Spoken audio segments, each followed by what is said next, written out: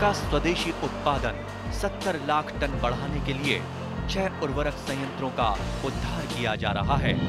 FCIL के गोरखपुर, सिंदरी, तलचर और रामागुंडम संयंत्र, HFCL की बरौनी इकाई और BVFCL की नामरू फोर्थ। सोने पर सुहागा ये है कि देश में अब बनेगा सिर्फ नीम लेपित यूरिया, क्योंकि इससे होगा किसानों का फायदा ही फायदा। अनाज का उत्पादन 10% तक बढ़ेगा। बढ़ेगी 10 से 15% नाइट्रोजन क्षमता।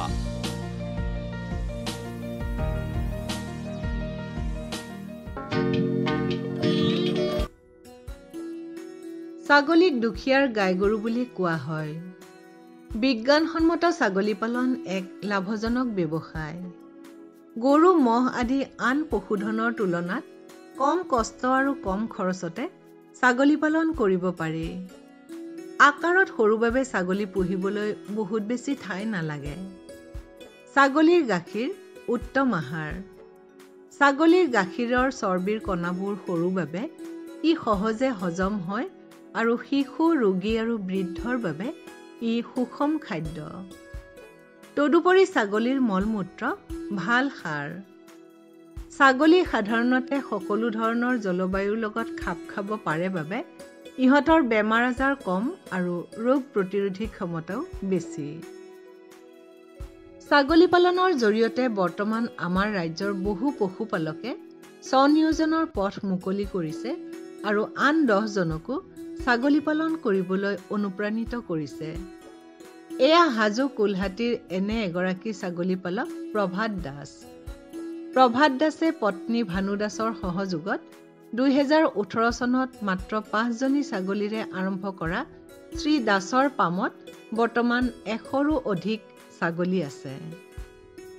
সফল ছাগলী পালক ৰূপে প্ৰতিষ্ঠিত এই দম্পতীয়ে অসম চৰকাৰৰ পশুপালন আৰু পশু চিকিৎসা বিভাগৰ স্পীড আঁচনিৰ অধীনত ভানু দাসৰ নামত 5 লাখ টকাৰ আৰ্থিক অনুদান লাভ কৰিছে। আহকচোন তেওঁলোকৰ মুখেৰেই শুনো তেওঁলোকৰ সফলতাৰ কাহিনী। এয়া আপোনালোকে দেখিছে যে মোৰ চাৰিওফালে ছাগলীৰ মাজত বৰ্তমান মই আছো আৰু এয়া হৈছে কোলহাটী অঞ্চল আৰু মোৰ কাষত এগৰাকী সফল ছাগলী পালক প্ৰভাত দাস ডাঙৰীয়া আৰু তেখেতৰ পত্নী ভানু দাস। নমস্কাৰ। আমি প্ৰথমতে আপোনাক স্বাগতম জনাইছোঁ আমাৰ কৃষি দৰ্শনৰ আজিৰ এই খণ্ডটিলে। মই প্ৰথমে আপোনাৰ পৰা জানিব বিচাৰিছোঁ আপুনি এই ছাগলী পালনৰ কথাটো কেনেকৈ মনলৈ আহিল আপোনাৰ আৰু কেতিয়াৰ পৰা আপুনি আৰম্ভ কৰিলে? চব একচুৱেলি মই প্ৰথম অৱস্থা কৰিছিলোঁ ফুল ব্যৱসায়। হয়। যেতিয়া আমাৰ লকডাউন আৰম্ভ হ'ল, ফুল ব্যৱসায়টো সম্পূৰ্ণৰূপে মানে জিৰো বুলি ক'ব পাৰি। তেতিয়া মই মনত আজি অন্য এটা ব্যৱসায় কৰিব লাগিব। তেতিয়া মই 5টা ছাগলী কিনি আনিছোঁ, তেতিয়াৰ পৰা আৰম্ভ কৰিছোঁ। 5টা ছাগলীৰে আপুনি আৰম্ভ কৰিছে? কোন চনত আৰম্ভ কৰিছিলে? 2018 চনত। আৰু আজি আপোনাৰ ইমান ছাগলী দেখিছোঁ, আজি মনত আছে নে কিমান ছাগলী আপোনাৰ? আজি মোৰ 100ৰ ওপৰত ছাগলী আছে বৰ্তমান। 100ৰ ওপৰত ছাগলী আছে। আৰু বৰ্তমান আপুনি ছাগলী পালনক লৈ সন্তুষ্ট? সম্পূৰ্ণ সন্তুষ্ট বুলি ক'ব পাৰি আৰু ইয়াৰ বহুল সেইকাৰণে আৰু আগবাঢ়ি যাম। মানে এইটো ওচৰ চুবুৰীয়া আহিব লাগে, এইবিলাক বহুত লাভৱান ব্যৱসায়। আৰু আপুনি ছাগলীবিলাক কিমান বয়সত বিক্ৰী কৰে আৰু বৰ্তমান কি দাম পাই আছে আপুনি বজাৰত? ছাগলী একচুৱেলি আমি খাচী বনাই বিকোঁ। হয়। খাচীটো আমি প্ৰায় 2 বছৰ বা 3 বছৰ পিছত বিকোঁ। হয়। একোটা খাচী আমি 18,000 বা 30,000লৈকে পাইছোঁ একোটা খাচী। আৰু পাঠি ছাগলী বিকিব লাগে আমি 7 মাহ 6 মাহ পাঠিয়ে বিকোঁ। মিনিমাম 5,000ৰ পৰা আৰম্ভ কৰোঁ 15,000লৈকে পাওঁ একোটা পাঠিৰ দাম। আৰু বছৰত আপুনি ছাগলী বিক্ৰী কৰি কিমানমান টকা উপাৰ্জন হয় আৰু আপোনাৰ লাভ কিমানমান হয়? বছৰত আমি লাভটো মানে খৰচটো বাদ দিলে খৰচ এটা আছেতো, মোৰ লেবাৰ আছে বা নিজৰ খৰচ আছে, খৰচবিলাক বাদ দি পেলাই মিনিমাম 6 লাখৰ পৰা 7 লাখৰ ভিতৰত থাকে। হয়। আৰু আপুনি ছাগলী পালনৰ কিবা প্ৰশিক্ষণ লৈছে নেকি?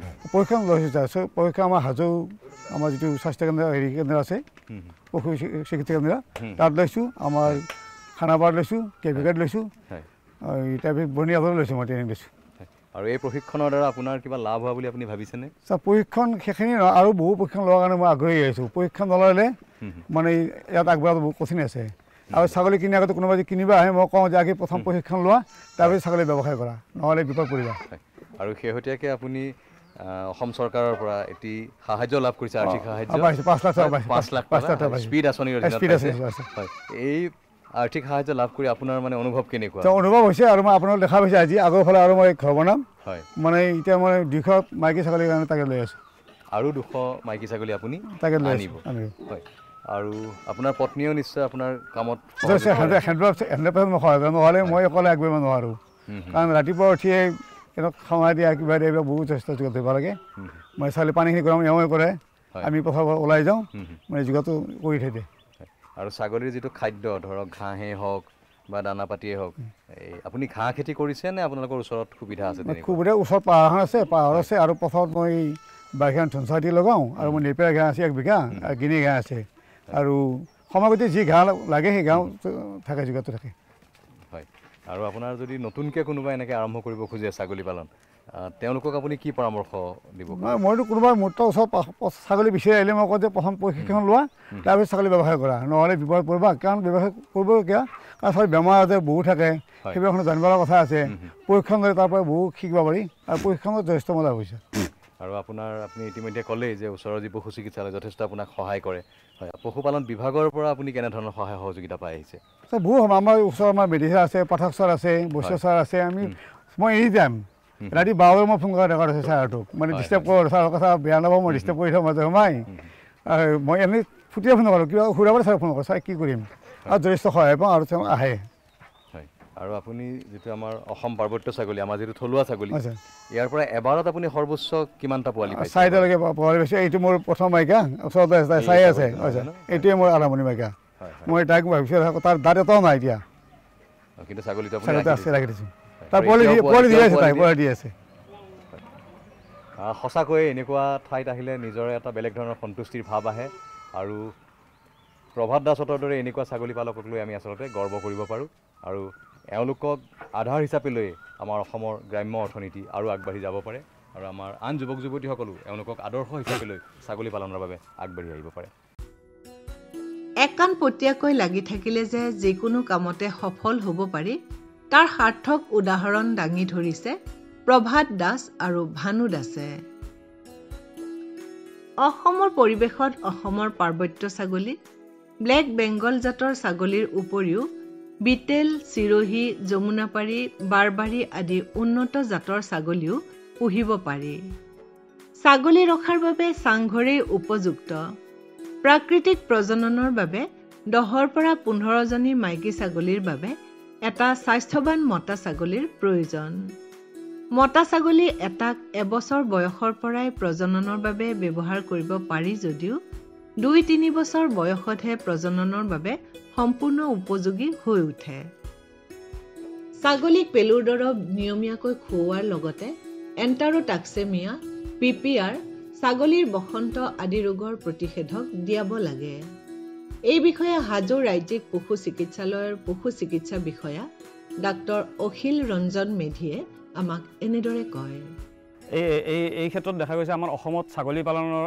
ক্ষেত্ৰত ছাগলীৰ মাংসৰ যথেষ্ট চাহিদা আছে আৰু এই ক্ষেত্ৰত পশুপালন ক্ষেত্ৰখন ছাগলী পালন কৰি লাভৱান হ'বৰ কাৰণে যথেষ্ট প্ৰয়োজনীয়তা দেখা যায় আৰু আমি দেখা যায় যে ছাগলী পালন কৰিলে আমি বিজ্ঞানসন্মতভাৱে আমি সকলোৱে ছাগলী পালন কৰোঁ কিন্তু আমি বিজ্ঞানসন্মতভাৱে পালন কৰিব লাগে আচলতে সেই আৰু বিজ্ঞানসন্মতভাৱে পালন কৰিবলৈ গ'লেহে আমি লাভৱান হওঁ গতিকে বিজ্ঞানসন্মতভাৱে কৰিবলৈ গ'লে আমি বহুত ক্ষেত্ৰতে সাৱধানতা অৱলম্বন কৰিব লগা হয় আমি পাম এখন প্ৰতিষ্ঠা কৰিবলৈ হ'লে পামখন কেনেকুৱা ধৰণৰ ঠাইত পাতিম কেনেকুৱা ধৰণে পাতিম সেইখিনি আমাৰ পশু চিকিৎসা বিষয়া বা পশুপালন বিভাগৰ লগত যোগাযোগত ৰাখিব লাগে গতিকে ছাগলী পাম এখন কৰিলে আমি যেনেকৈ আমি এটা জনবসতিৰ পৰা দূৰত থাকিব লাগে তাৰোপৰি লাইটৰ ব্যৱস্থা বা পানীৰ যোগানৰ ব্যৱস্থা বা যি ৰাস্তাৰ যিটো যোগাযোগৰ ব্যৱস্থা সেইবিলাক চাব লাগে বজাৰখনো চাব লাগে আমি যে কেনেধৰণে আমি আগবাঢ়িব পাৰোঁ তেতিয়াহে লাভৱান হ'ব পাৰোঁ গতিকে আৰু ছাগলী পালন কৰিবলৈ হ'লে আমি মানে কি ঘৰ মানে 2 ধৰণে কৰিব পাৰোঁ এটা হ'ল আমি চাংঘৰ হিচাপে কৰিব পাৰোঁ আৰু এটা হেলনীয়া ঘৰ চাংঘৰ হ'লে চাংঘৰত মানে অলপ সুবিধাটো বেছি ভাল হয় আৰু চাংঘৰটোৰ 2-3 ফুটমান ওপৰত মানে আমি ৰাখিব লাগে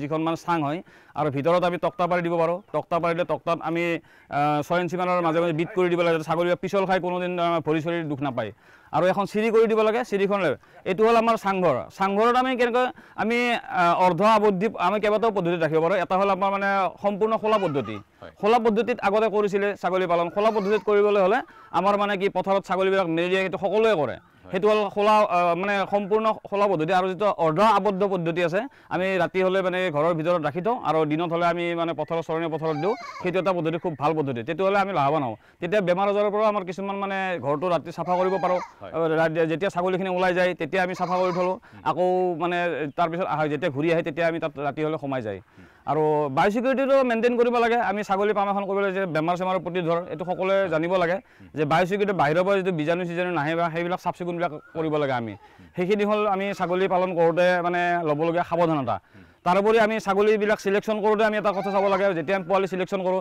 একেটা মাকৰ পৰা আমি যিটো মতা ছাগলী আৰু মাইকী ছাগলী ল'ব নালাগে মানে ইনব্ৰিডিংটোৰ কাৰণে ইনব্ৰিডিং হ'লে আমাৰ মানে লাভৱান বেছি হোৱা দেখা নাযায় এই ক্ষেত্ৰত আমি সাৱধানতা ল'ব লগা হয় এইখিনি হ'ল ছাগলী চিলেকশ্যন কৰাৰ ক্ষেত্ৰত দ্বিতীয় ক্ষেত্ৰত আমি বেমাৰৰ ক্ষেত্ৰত যেটা আপুনি কৈছে বেমাৰ হ'লে আমি মেইনলি কেইটামান বেমাৰ আছে আমাৰ ছাগলীৰ PPR বুলি এটা বেমাৰ আছে পেষ্টিডিছ পেটিছ ইন ৰুমিনেন্স এইটো এটা মানে মাৰাত্মক বুলিয়ে ক'ব পাৰি এই বেমাৰটো আমি প্ৰতিষেধক ল'ব লাগে আমি এই বেমাৰ যেতিয়া হৈ যায় তেতিয়া হঠাৎ জ্বৰ উঠে বা নাকেৰে পানী বয় আৰু বহুত প্ৰব্লেম হৈ যায় এইটো জ্বৰ উঠে মানে মৰি যায় ছাগলীবিলাক 4-5 দিন পিছত মৰে ছাগলীবিলাক সেই ক্ষেত্ৰত আমি যদি 2-3 মাহ বয়সত প্ৰতিষেধক চিটাপ দিওঁ তেতিয়াহ'লে আমি ছাগলীখিনিক বচাব পাৰোঁ এইটো একদম খুব দৰকাৰী সকলো মানে পশু ছাগলী পালকে এইটো জনা দৰকাৰ PPR ভেকচিন দিব লাগে আৰু এবাৰ দিলে 3 বছৰৰ মূৰত আকৌ মানে ৰিপিট কৰিব পাৰি 3 বছৰলৈ আৰু প্ৰতিষেধক দিয়া নালাগে আৰু দ্বিতীয়তে আৰু এটা মানে আছে এণ্টেৰটক্সিমিয়া বুলি এণ্টেৰটক্সিমিয়া যিটো এটা বেমাৰ সেই বেমাৰৰো প্ৰতিষেধক মানে আমি দিব লাগে এণ্টেৰটক্সিমিয়া হ'লে মানে হঠাৎ পেট ফুলি মৰে মানে জ্বৰ উঠে হঠাৎ পেট ফুলে আৰু মানে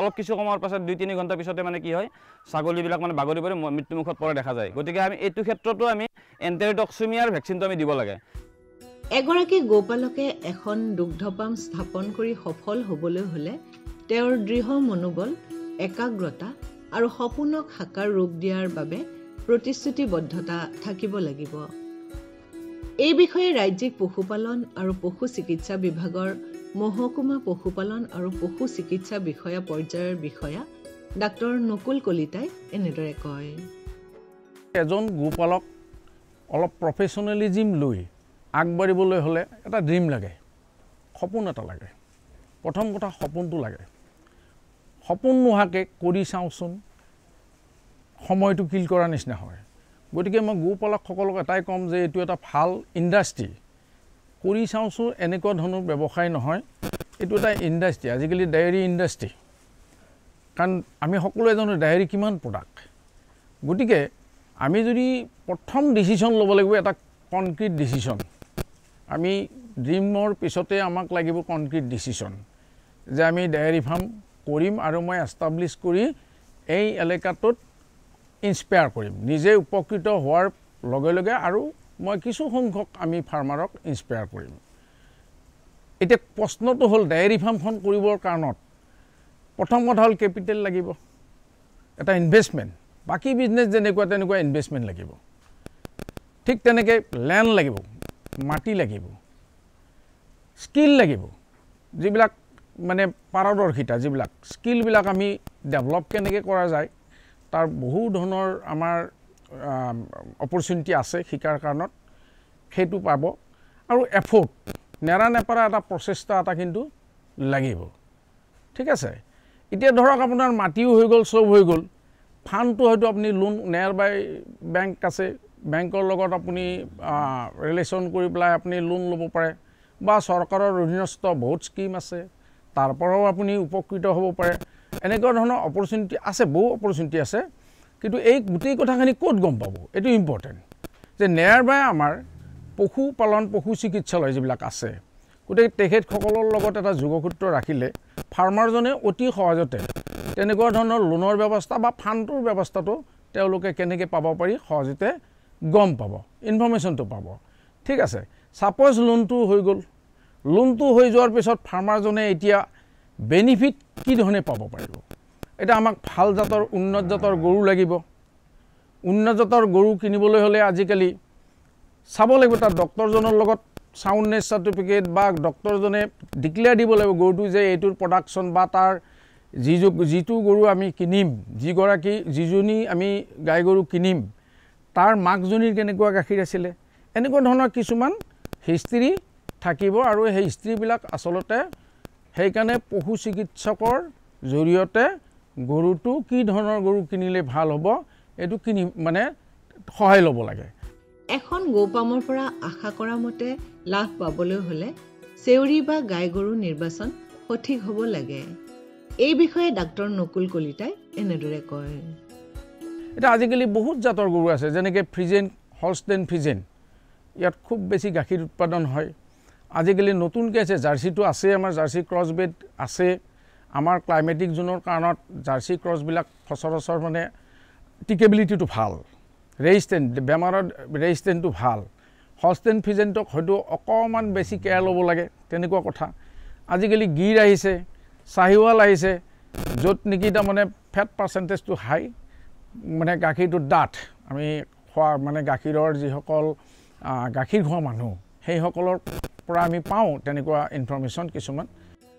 উপযুক্তভাৱে তথ্যপাতি লিপিবদ্ধকৰণ অবিহনে এখন পামৰ লাভ লোকচানৰ হিচাপ সঠিকভাৱে পোৱা নাযায়। এখন পশুধন পামৰ তথ্যপাতি লিপিবদ্ধকৰণৰ গুৰুত্ব সম্পৰ্কে ডাক্তৰ নকুল কলিতাই আমাক এনেদৰে কয়। গৰু আনিলে আপুনি মেনেজমেণ্ট, যেনেকৈ কিছুমান ৰেকৰ্ড কিপিংটো বহুত ইম্পৰ্টেণ্ট। আমাৰ বহু ফাৰ্মাৰৰ ক্ষেত্ৰত দেখিছোঁ কেতিয়া AI কৰিছিল, যেনেকৈ AI গৰু গৰম হ'লে আমি কৃত্ৰিম প্ৰজনন কৰোঁ, আৰু সেই কৃত্ৰিম প্ৰজননৰ ব্যৱস্থা বুলিও আমাৰ নেয়াৰ বাই পশু চিকিৎসালয়ত থাকে। গতিকে আমাৰ যোগসূত্ৰৰ প্ৰয়োজন, এৱাৰনেছৰ প্ৰয়োজন। এতিয়া কথা হ'ল আমি হাৰ্টটো কেনেকৈ মেনেজমেণ্ট কৰিম। গোটেইকেইটা গাই গৰু যদি ফাৰ্ম এখনত একেলগে আমি যদি AI কৰোঁ বা কনচিভ কৰাওঁ বা গৰ্ভৱতী কৰাওঁ, তেতিয়াহ'লে ফাৰ্মাৰজন এটা সময়ত তাৰমানে ড্ৰাই পৰি যায়। গতিকে সেইবিলাক মেনেজমেণ্ট কৰিব লাগিব। গতিকে AI ৰেজিষ্টাৰ খুব দৰকাৰ, AI ৰেজিষ্টাৰখন খুব দৰকাৰ। ঠিক তেনেকৈ ফিডিং ৰেজিষ্টাৰটো দৰকাৰ। কিছুমান গৰুক এতিয়া ফাৰ্মাৰজনে ইমান অভিজ্ঞ নহ'লেও তেওঁলোকৰ কিন্তু প্ৰেক্টিকেলি কিছুমান অভিজ্ঞতা আছে, যে এগৰাকী গাইৰ ধৰক গাখীৰটো অপ্টিমাম লেভেল কেতিয়া পাব। গতিকে সেইটো তেওঁলোকে ফিডিঙৰ থ্ৰুদিও জুখিব পাৰে, যে যদি গাখীৰটো কমিছে তেতিয়াহ'লে গাখীৰ মানে দানাটো অকণমান বঢ়াই গৈ এটা সময়ত এটা অপ্টিমাম লেভেল পাব। গতিকে সেই অপ্টিমাম লেভেলটোত তেওঁ দানাটো ৰখাই দিব পাৰে। গতিকে তাৰ পৰাও কিন্তু আপোনাৰ ৱেষ্টেজৰ মানে পৰিমাণটো কমি যাব আৰু তেওঁলোক বেনিফিটেড হোৱাৰ চান্স আছে। মিল্ক ৰেজিষ্টাৰো লাগিব, যে এজনী গাই ঘপককৈ কমি যায়, গাখীৰ ঘপককৈ কমি যায়, বিভিন্ন কাৰণত কমি যায়।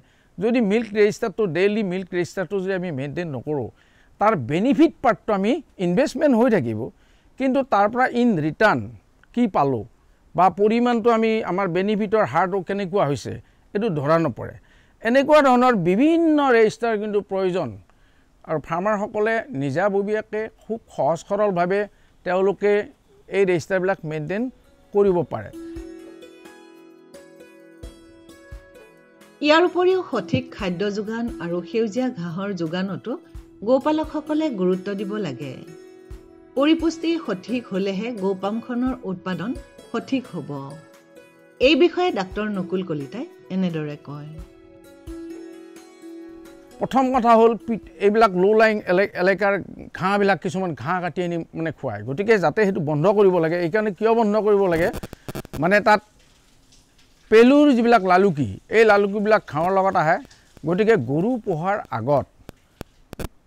পোহাৰ আগত আচলতে আমি উন্নত জাতৰ আমি ঘাঁহৰ খেতি কৰাটো অত্যন্ত প্ৰয়োজন। ঘাঁহৰ খেতি যেনেকৈ গিনি, নেপিয়াৰ, এইবিলাক ঘাঁহৰ খেতিটো কৰাটো অত্যন্ত প্ৰয়োজন। এই ফাৰ্মখন ষ্টাৰ্ট কৰাৰ আগত হয়তো ট্ৰেইনিং নাথাকিলেও এনেকুৱা কিছুমান ফাৰ্মাৰ আছে যে সেই ফাৰ্মবিলাকো ভিজিট কৰি কেনেকৈনো ফাৰ্মখন কৰিছে, কি ধৰণৰ মেইনটেইন কৰিছে, এই কথাবিলাকো কিন্তু বাস্তৱিকভাৱে মানে মাজে মাজে গৈ চোৱাটো অত্যন্ত দৰকাৰ।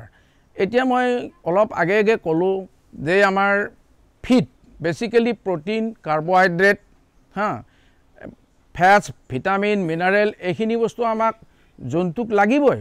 তো তাৰ কাৰণত আমি কি কৰোঁ, আমি দানা কিনো, আমি কনচেনট্ৰেটেড দানাবিলাক কিনো মাৰ্কেটত। এতিয়া আমাৰ কনচেনট্ৰেট দানা, কিন্তু আমি যদি কিছু তেনেকুৱা ফিড ষ্টাফ আমি যদি ঘৰতে যদি আমি খেতি কৰি উৎপাদন কৰিব পাৰোঁ, তেতিয়াহ'লে ডেফিনেটলি আমাৰ কষ্ট অফ প্ৰডাকশ্যনটো কমি যায়। এই বস্তুখিনি কিন্তু অত্যন্তই জৰুৰী। ঠিক যেনেকৈ ধৰক ৱেষ্ট মেনেজমেণ্ট এটা পাৰ্ট। মানে ডায়েৰী ফাৰ্মৰ ৱেষ্ট মেনেজমেণ্ট বুলি ক'লে বেছিকৈ মেনিউৰ, গৰুৰ গোবৰটো, গৰুৰ গোবৰ এটা জৈৱিক সাৰ,